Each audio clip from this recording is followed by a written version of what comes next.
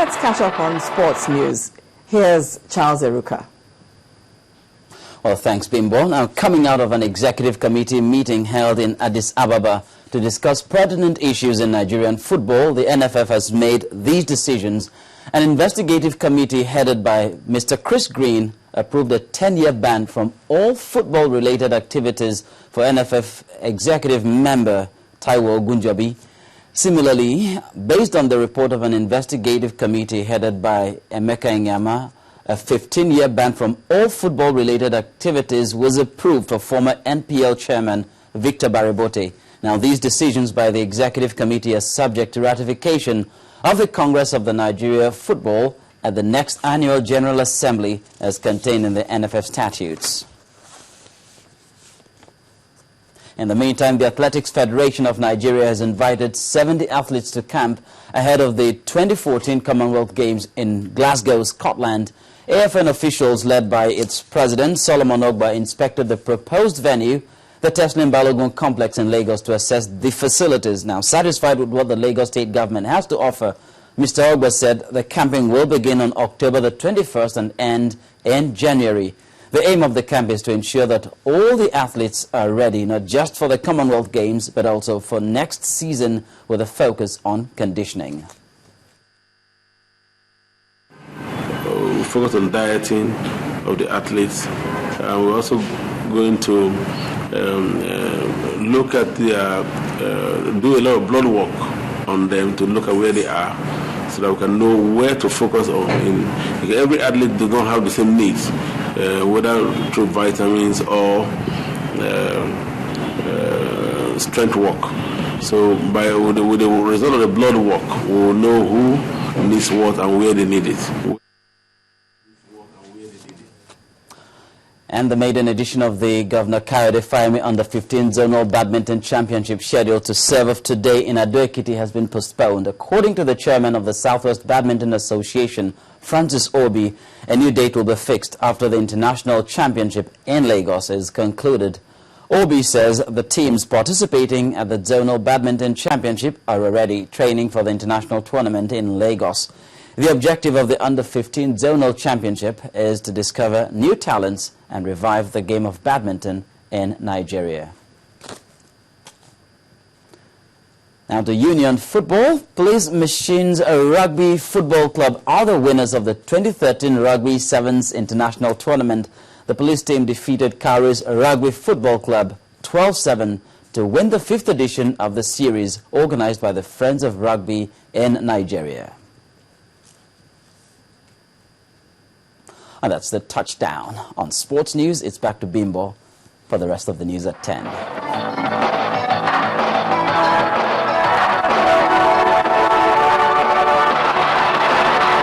Guinness, made of more.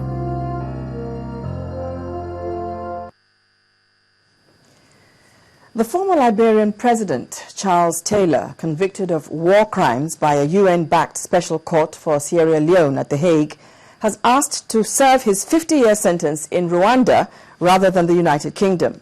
In a letter sent to the court that convicted him, Mr. Taylor says staying in Rwanda would be easier and less expensive for his family to visit him in Africa. He added that he also feared for his life in a British prison. A UK minister last week confirmed that Taylor would be transferred to a British prison. His trial was held in The Hague to avoid sparking renewed unrest in West Africa after the Netherlands agreed to host it if he was imprisoned elsewhere. Mr. Taylor was convicted on 11 crimes, including terrorism, rape, murder, and the use of child soldiers by rebel groups in neighboring Sierra Leone during the 1991 to 2002 conflict, in which some 50,000 people died. And still on the foreign scene, the International Red Cross says 5 workers kidnapped in Syria yesterday have been freed, along with the volunteer from the Red Crescent. This comes as the head of the Organization for the Prohibition of Chemical Weapons, Ahmed Zumchu, has urged both sides fighting in the Syrian crisis to cease fire so the team can do its work. Here's Cynthia Are with more. Yes, indeed, Syria is topping the news again, and it officially joins the Chemical Weapons Convention today. And the OPCW and the UN already have a team of 60 experts and support staff in the country. And since the 1st of October, they have been based in Damascus and have been carrying out regular visits to facilities. It's the first time the OPCW has worked in a war zone since it was set up in 1997. Although they are being taken to wherever they want to go, the head of the team says routes to some sites went through opposition-held territory, and this prevented access. Meanwhile, as a result of the constant boat accidents which occur off the coast of Lampedusa, which has killed hundreds of people, Italy is stepping up sea and air patrols. On Friday, at least 33 people died when the boat capsized between Malta and the Italian island of Lampedusa. A week earlier, more than 350 migrants died in another shipwreck off Lampedusa. Then you could call this a case of deja vu, but the world's most valuable individual prize, the Mo Ibrahim Prize for Good Governance in Africa, has gone unclaimed yet again. The $5 million prize is supposed to be awarded each year to an elected leader who governed well, raised living standards, and then left office. This is the 4th time in 5 years that there's been no winner. Finally, justice has been served, well, at least to an extent. A South African court has ruled that the state should pay the legal fees for the survivors of the mass shooting at the Marikana mine. Police killed 34 striking miners at the Lonmin-owned mine in August 2012, shocking South Africa and denting confidence in its mining sector. It was the worst incident of police violence since the end of apartheid. And there you have it. Those are the top stories on the foreign scene. Thank you, Cynthia. Well, on entertainment news tonight, it's good news for ailing veteran actor Kayode Odumusu, as the Lagos State government has taken up the medical expenses for his treatment. Victoria Ido has details and other stories too.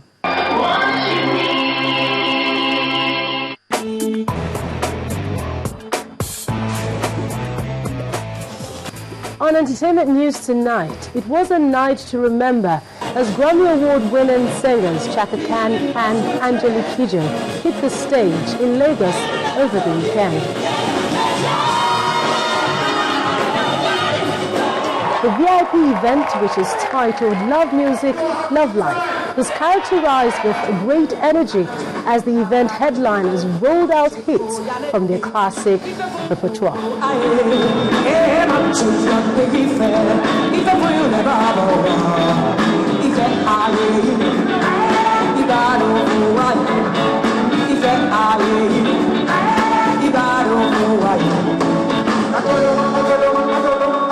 The biggest and brightest stars in Nollywood came out over the weekend to witness the 2013 edition of the Nollywood Movie Awards.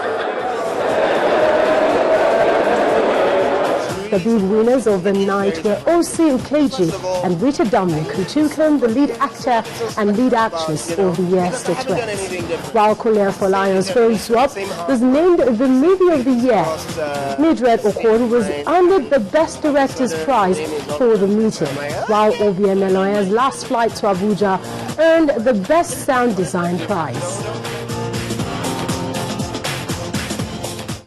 You can get the full winners list on channelstv.com.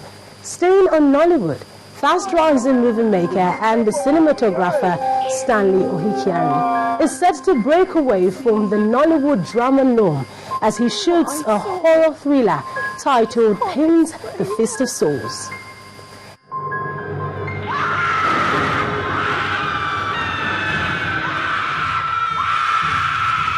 We did like practical filmmaking. So it was kind of more difficult. And we had scenes where people were suspended in the air, floating and all that. So we had to work all those things out technically to find out how it's going to happen on set.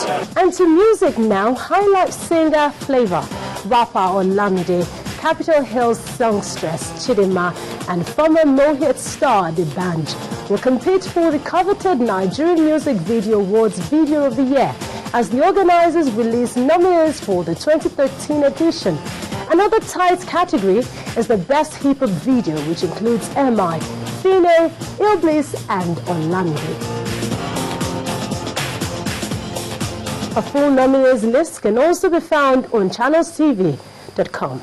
Moving on, it's great news for ailing veteran actor Kayode Odumosu, popularly known as Pakasumu, who has been battling with cardiovascular ailment, as the Lagos state government has taken up his treatment after watching his interview with us last Friday.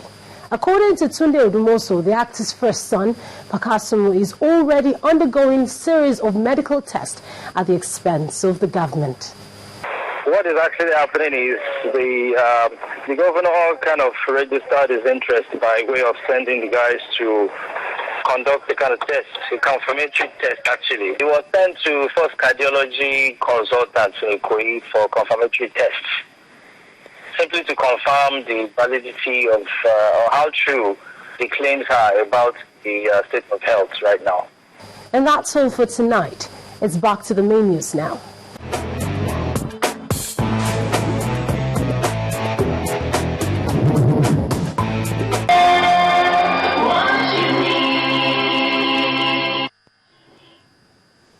And the main news again.